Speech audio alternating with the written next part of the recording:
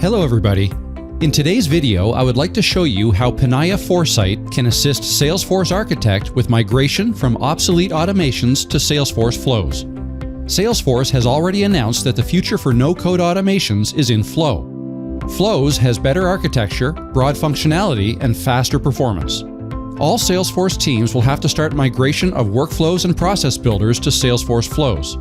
You can use the Salesforce migration tool that converts one-to-one automations, but that is more suitable for small organizations.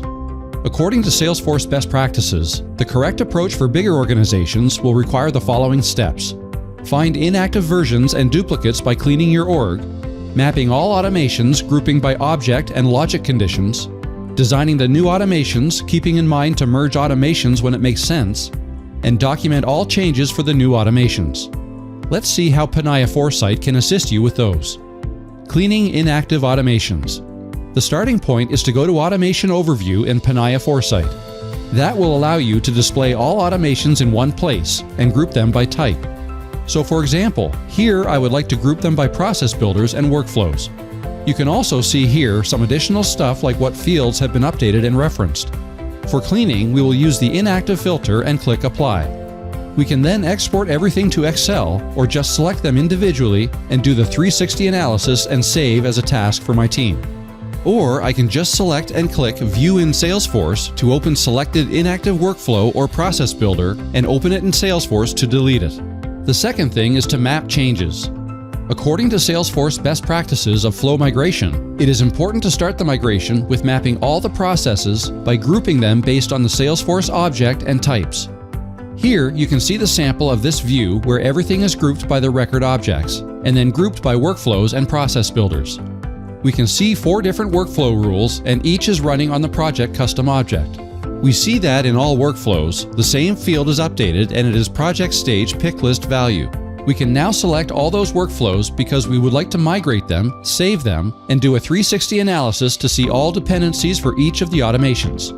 You can view each of them in Salesforce to better understand what can be done to combine all the different workflow rules logic in order to create just one flow. When we inspect all the workflows, it updates the same field, has different references. We can easily implement it by creating one flow, easy to maintain for future updates that will hold all conditions. So we'll take all the conditions that we may see here, we can see the dependencies here, so we can just go ahead and open each and every one of them, look at the source to understand all the logic. We do see the formula fields that reference some fields, so we can go ahead and do it in Salesforce. When we understand the whole logic, we can go ahead and create this flow. This is one flow out of 4 workflow rules.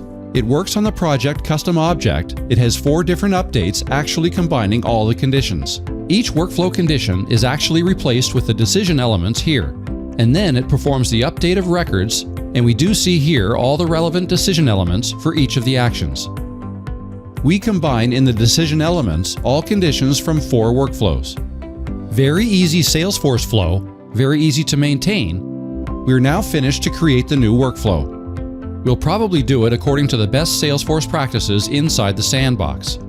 We would like to document it, so we can go ahead and select this flow that we created in our org.